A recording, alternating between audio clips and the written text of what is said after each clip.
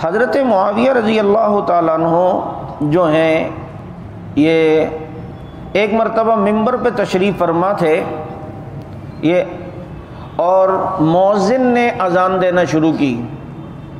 اور مؤذن نے جب کہا اللہ اکبر تو حضرت معاویہ نے اس کا جواب دیا اللہ اکبر۔ جب مؤذن نے اشہد ان لا الہ الا اللہ کہا تو حضرت معاویہ نے فرمایا وَأَنَا، اور جب مؤذن نے کہا اشہد ان محمد رسول اللہ تو حضرت معاویہ نے فرمایا وَأَنَا۔ اور یہ پوری اذان کا جو جواب ہے حی علی الصلاۃ پر لا حول ولا قوۃ الا باللہ، اور اللہ اکبر پہ اللہ اکبر، تو یہ اذان کا جواب دینا یہ مستحب ہے، سنت ہے، ثواب ہے۔ جیسے مؤذن اذان دے تو اس کا جواب دینا چاہیے۔ تو یہ حضرت معاویہ رضی اللہ تعالی عنہ جو ہیں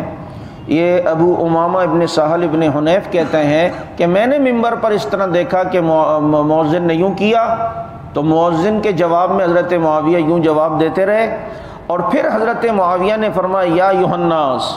انی سمعت رسول اللہ صلی اللہ علیہ وسلم علی ھذا المجلس حین اذن المؤذن یقول ما سمعتم من مقالتی منی من مقالتی۔ اے لوگو سنو، میں نے اپنے نبی سے اسی طرح سنا ہے جس طرح تم نے مجھ سے سنا، کہ نبی کے سامنے کوئی اذان دے رہا تھا تو نبی نے بھی اس کو یوں ہی جواب دیا۔ اس حدیث سے ایک مسئلہ یوں بھی پتہ چلتا ہے کہ کبھی کبھی کوئی اذان کا جواب یوں دینا چاہے کہ مؤذن جب کہتا ہے نا اشہد ان لا الہ الا اللہ، میں گواہی دیتا ہوں کہ اللہ کے سوا کوئی نہیں، تو معروف جواب تو یہ کہ آپ بھی آگے سے اشہد ان لا الہ الا اللہ کہیں، لیکن اگر کبھی آپ یوں بھی کہیں مؤذن کہ اشہد ان لا الہ الا اللہ، تو آپ جواب میں یوں بھی کہہ سکتے ہیں وَأَنَا، میں بھی گواہی دے رہا ہوں، یعنی مؤذن کہ اشہد ان محمد رسول اللہ، تو حضرت معاویہ نے کیا فرمایا وَأَنَا، اور فرماتے ہیں میں نے اللہ کے نبی سے یوں سنا تھا۔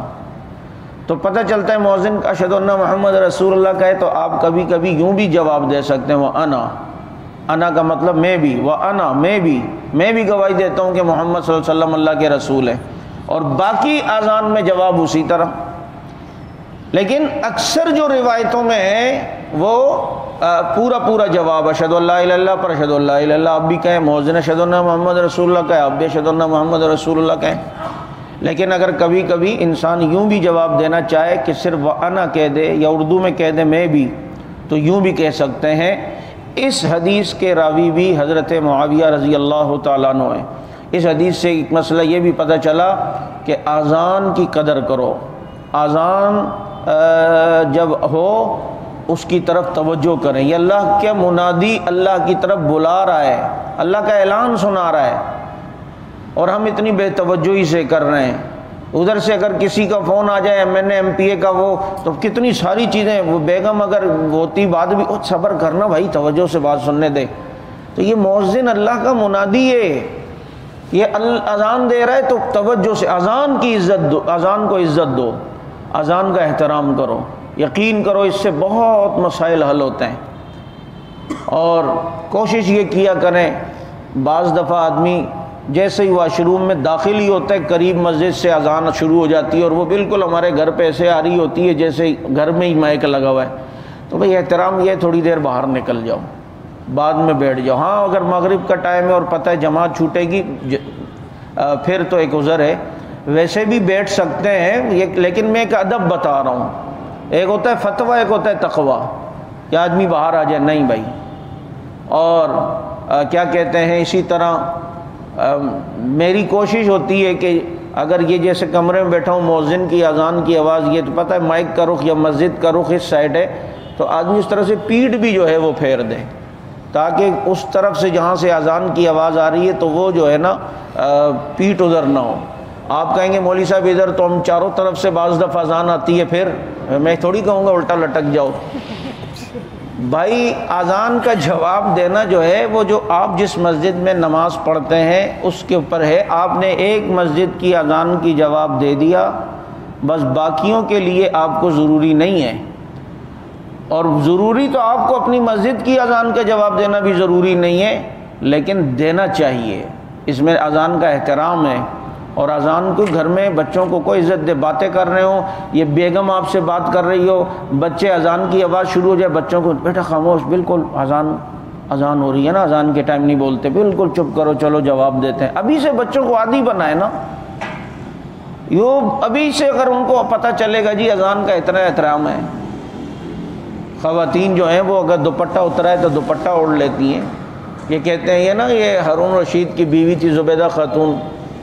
اور یہ نہر زبیدہ بھی ہے، آپ جو گئے ہوں گے حج پہ، عمرے پہ دیکھی ہوگی، حاجیوں کے لیے بڑی نہر کھدوائی اور بڑے کام کرتی تھی، فلاحی کام بھی کرتی تھی بہت زیادہ۔ تو کسی نے ان کے انتقال کے بعد خواب میں دیکھا کہ کیا ہوا، اور نہر کھدوائی تھی، اتنا کھانا کھلاتی تھی، بخشش ہو گئی؟ کہا بخشش اس وجہ سے ہوئی کہ آنگن میں جھولا جھول رہی تھی، اذان ہوئی تو دوپٹہ کندھوں پہ تھا تو میں نے سر پہ رکھ لیا، اس اذان کے احترام کی وجہ سے اللہ نے میری بخشش فرما دی، اتنی سی بات پر۔ اسی طرح ایک بزرگ ہیں غالباً عبداللہ ابن مبارک یا ابراہیم بن ادم، ان دو میں سے کوئی تھے، ان کے زمانے میں ایک لوہار ہوتا تھا، اس کا بھی انتقال ہوا، تو کسی نے دیکھا اس لوہار کا درجہ ان سے بھی بڑا ہے۔ کہا بھئی کیا مطلب، تو کیا عمل کرتا تھا؟ تو کہے لوہار تھا، ہتھوڑے چلاتا تھا،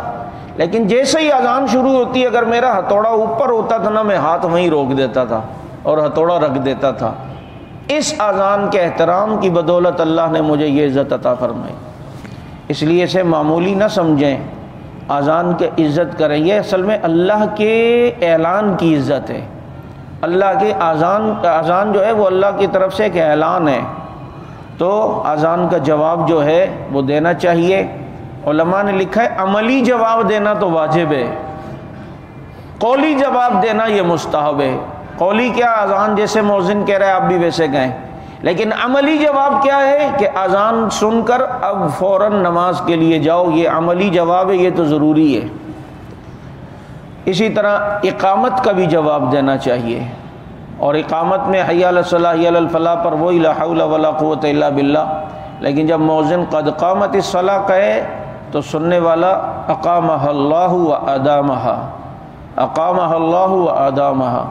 یہ جواب جو ہے اس طریقے سے دینا چاہیے انشاءاللہ۔